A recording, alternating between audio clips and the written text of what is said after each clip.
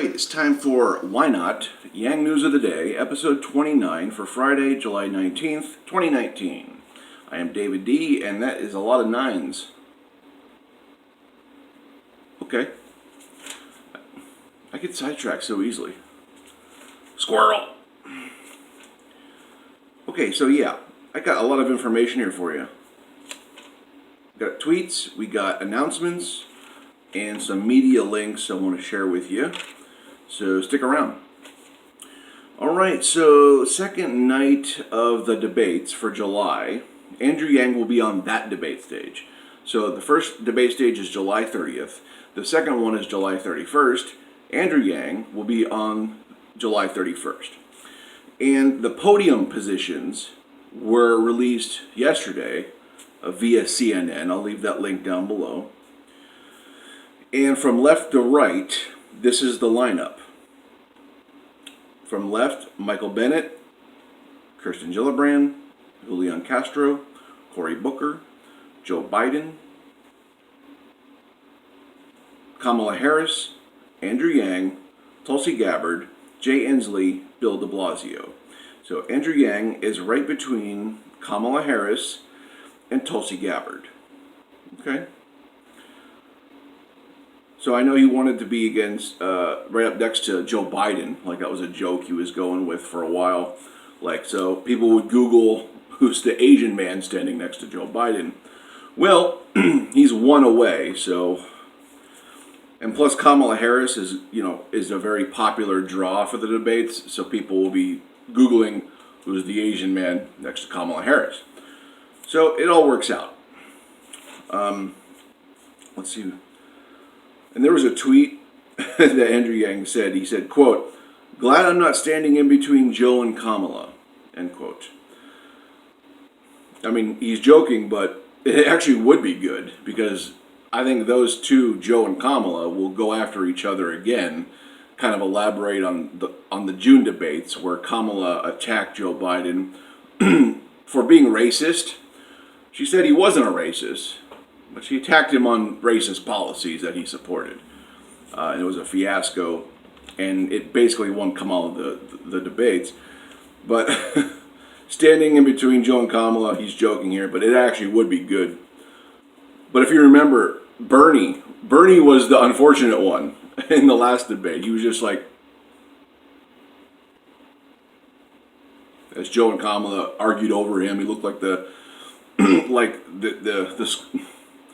out of place child just watching his parents fight.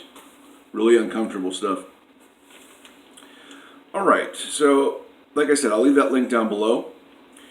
Moving on. Win a trip for two to the debates in Detroit. So Andrew Yang is running another contest that includes round trip airfare for two, accommodations for two, I believe that's hotel accommodations, tickets for the debates, times two, meet and greet with Andrew Yang, and photo with Andrew Yang, and a swag bag. So this is for anybody who's going to donate money. I couldn't find a requirement. I don't know how little you can donate to qualify for this drawing, but this is for people who are going to donate to the campaign. So I will leave this link down below, and you can check it out and see if, I don't know, it didn't specify if it was $2. I saw like windows for $35, $100, and all these really large donations. And I'm just like, well, can you do $1 or $2 and still qualify? That wasn't clarified. So if anyone has information on that, leave it down below. Okay, so the entry for this will be open until July 23rd. So you got a few days to donate to Andrew Yang. I'll leave his website down below. Okay, let's get into some tweets here. Okay, so I told you the one about standing between Joe and Kamala.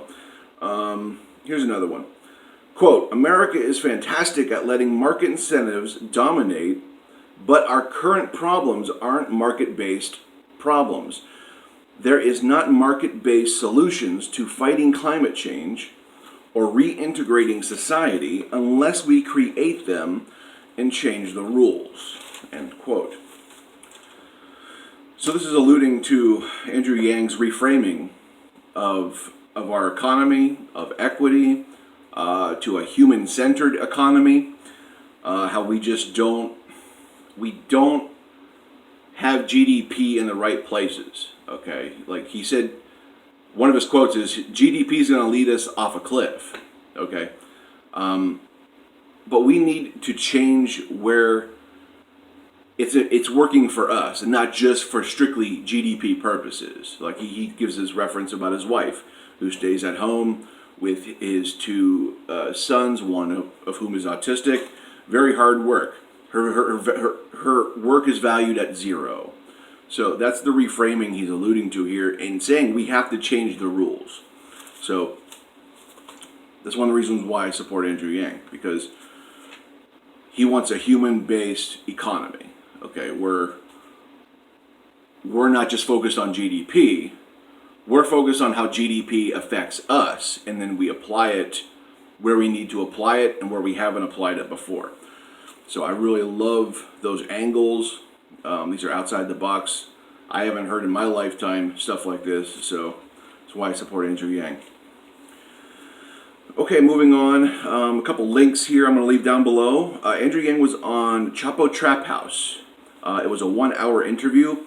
I have not even listened to it yet. And here's the thing. I've heard the term Chapo Trap House I don't know how many times now, and I still haven't checked it out. I don't know what it is. I think it's just a podcast at this time. I think that's all I know about it. But anyway, it's an hour-long interview on SoundCloud. I'll leave that link down below. Also, The New Yorker printed an article, quote, How Andrew Yang's Robot Apocalypse Can Heal a Divided Nation, end quote. Very interesting title. I will leave that down in the description for you as well. So we got jam-packed description down below for you. I will leave his website, like I said, too. So you have a lot of information to go through. Thanks for tuning in to Why Not, episode 29 for Friday, July 19th, 2019. Have a wonderful day.